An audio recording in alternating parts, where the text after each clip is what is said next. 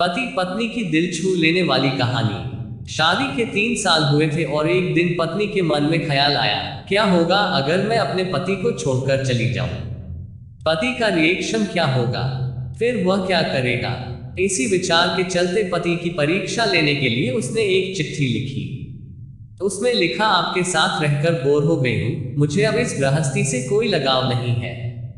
मैं तुम्हारे साथ एक पल भी नहीं रह सकती, इसलिए मैं तुम्हें और इस घर को छोड़कर जा रही हूँ। उसने वो चिट्ठी टेबल पर रखी और खुद बेड के नीचे जाकर छुप गई। थोड़ी देर बाद पति ऑफिस से घर लौट आया। उसे घर में अपनी पत्नी कहीं नहीं दिखी।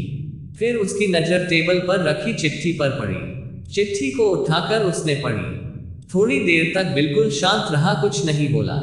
फिर उसने उसी चिट्ठी में पीछे कुछ लिखा और अपने मोबाइल में गाने बजाकर जोर जोर से नाचने लगा। फिर उसने अपने कपड़े बदले और अपनी एक फ्रेंड को फोन लगाया और कहने लगा, मैं आज आजाद हो गया हूँ।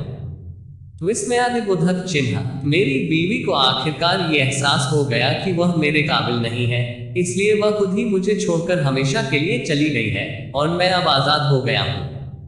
तुमसे अभी सामने वाले बगीचे में मिलना चाहता हूँ, फटाफट वहां आकर मुझे मिलो। ऐसा कहकर पति घर के बाहर निकल गया। दोनों आंखों में आंसू की धारा लिए पत्नी बेड के नीचे से बाहर निकली।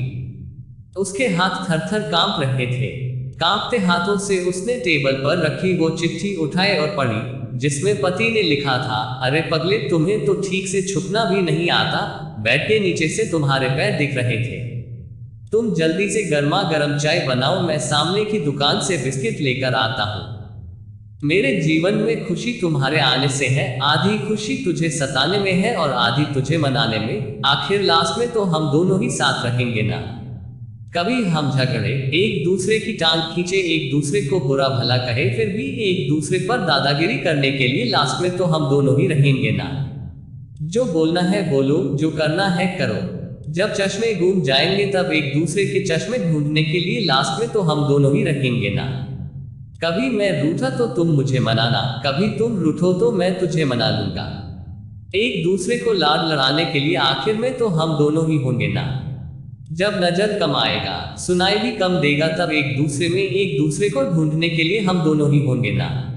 जब घुटनों में दर्द बढ़ जाएगा, कहीं आना जाना भी बंद हो जाएगा, तब एक दूसरे के नाखून काटने के लिए तो हम दोनों ही होंगे ना।